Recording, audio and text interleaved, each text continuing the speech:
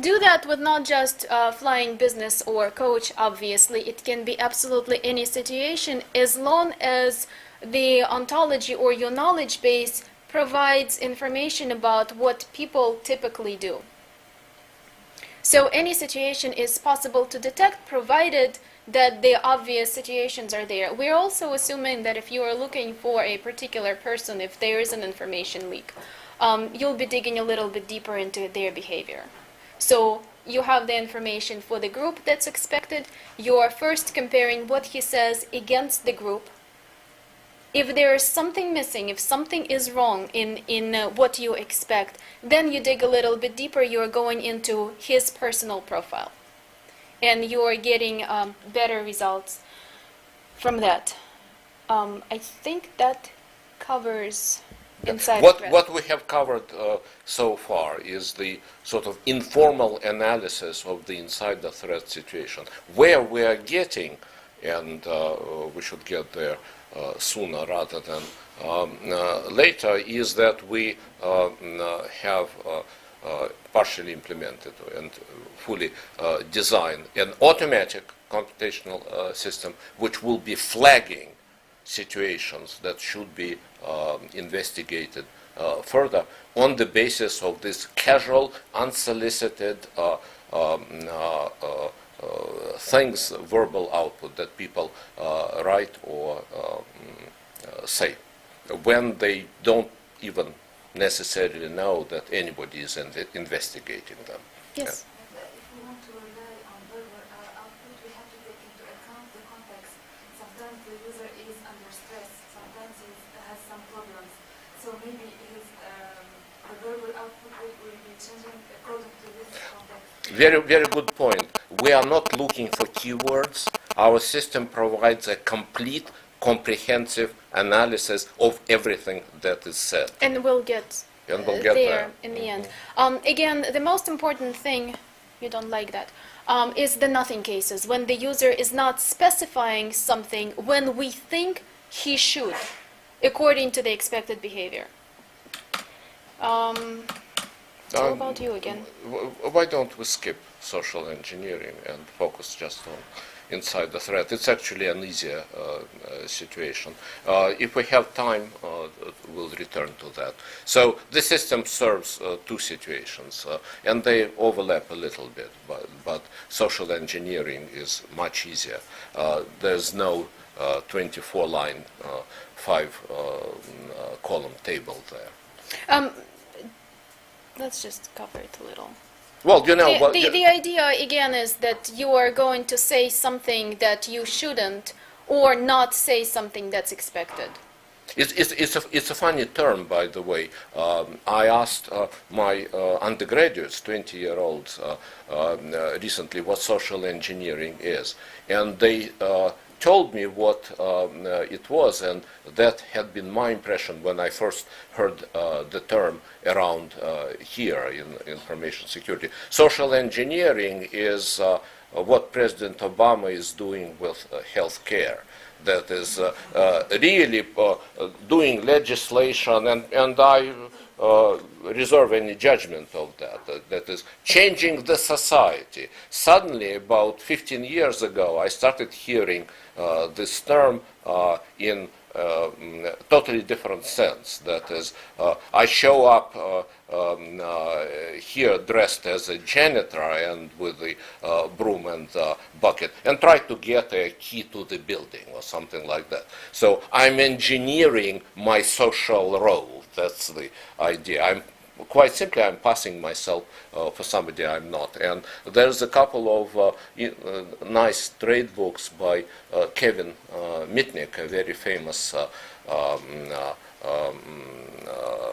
sort of a champion hackster of the 90s, who gained access to all kinds of systems through from employees who gave their passwords to him, etc. So how do you detect that situation is also what we cover. That brings us to ontological semantics. And ontological semantics is that natural language processing component that we brought into CERIAS and then applied to a number of of traditional InfoSec problems and creating a few others. In the beginning of the decade, Mike Atala and I led a research group for 2 or 3 years and did some pioneering work in information hiding area in the business of inserting an indestructible watermark. We earned the dubious distinction of being the first paper that everybody quotes and usually criticizes. They say, well, Atala and others did that. We are going to do better than them. Those of you who are just entering the research area will realize that it is actually a distinction. If everybody is knocking you, that means that you did something knockable. What you have here is the entire theory, methodology, and technology of ontological semantics, which we have developed in the last 20 years. Notice the color. This slide has actually color, so there's a difference between what is developed and implemented versus what is work in progress. For those of you that are paying attention to how we are presenting it, that should jump out at you. That's our default and not default. The most important part of it, there are two in the higher block here. The ontology, which is an engineered conceptual structure, sort of our knowledge of the world, to a certain degree of granularity, grain size. It is language independent. It's the same for all languages.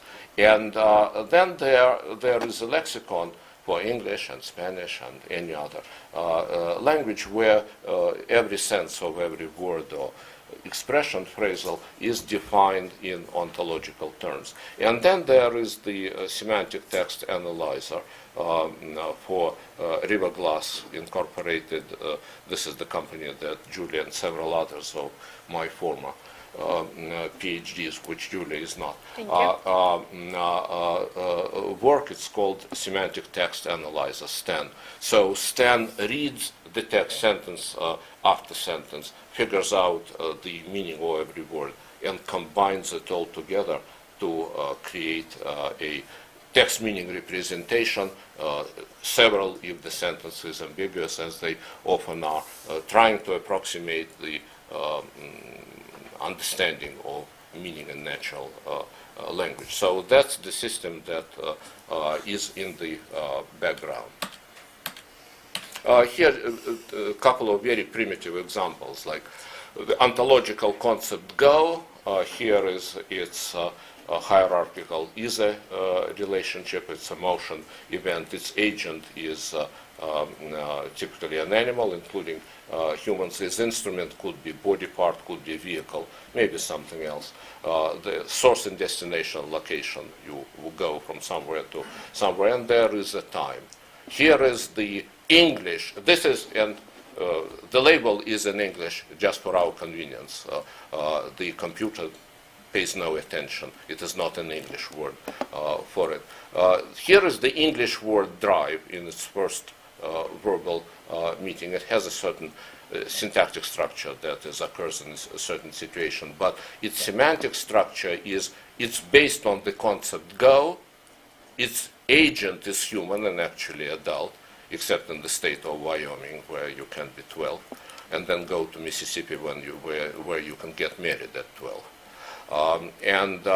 Its instrument is car, so driving is going somewhere by a car driven by an agent. And the next one is a very primitive TMR. The TMR is go, the event, the agent is married, the instrument is car, source Boston, destination network on Wednesday, Mary drove from Boston to New York on Wednesday. That's the system which has been implemented.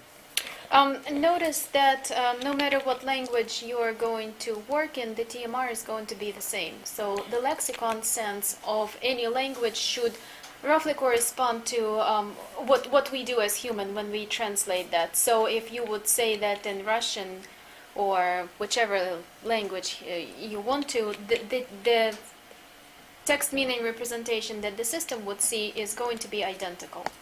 The lexicon's going to be different. That's all about you again. Yeah, this is just a list of the InfoSec applications that we have implemented, usually academically, that is to the level of a prototype or pilot or proof of concept. What we are doing at Riverglass and several other companies is getting it to the product level. And when we do, you will hear about it. Okay, now we are going back to the hidden inference or unintended inference. And suppose you are hearing this sentence in the conversation. I needed to replace my laptop battery. It died 1/4 of the way to LA last week, so I couldn't finish the presentation. Can you figure out whether the person flew coach or business? Because we can. You are going away from the microphone. Yeah, we can, and that's what we will show, that is our system can do it automatically. You don't have electric plugs in coach? Yeah, Yes, that's sir. pretty much it. Pretty much, yeah. So what we need here, or how our system works, is we are breaking the sentence into 3 clauses. I need to replace my battery. It died 1/4 of the way to LA last week, and I couldn't finish the presentation. Here is the TMR for the first sentence. So what it is saying is that you need to buy a new battery, laptop battery right here. You have to do it again. You really don't want to, but you have no choice. You have to replace it. Low on free will. You don't have much freedom not to do it. And that's our representation, rough representation of I need to replace my laptop battery. That's what was deontic modality, Chris. Cat renamed them all. It died 1/4 of the way to LA last week. Again, we are using the text meaning representation of it. It is the battery that came to an end of its life. It happened during a travel while you were on the airplane. You started in Los Angeles. You ended in Los Angeles. You started somewhere, we don't know where. It was last week, -1 here indicates last, and it died during the trip. And again here we have I couldn't finish the presentation. Success 0, phase end, fairly typical, nothing major about it. Then we are taking them and combining them. So TMR1 on the first sentence is the effect of whatever happened in the second, not sentence, but clause. And the second clause is causing the third clause. And here is the additional information that we need to make something out of it. And which is captured in our ontology or other Or should resources. be if it isn't. Or, yeah, if it isn't. But most of it is. So this slide basically reconstructs the path from the sentence to the fact that in all likelihood the person was flying non-business, because in business there is an electric outlet. So how are we getting to non-business? We know that computer can be powered either through the electric plug or the battery.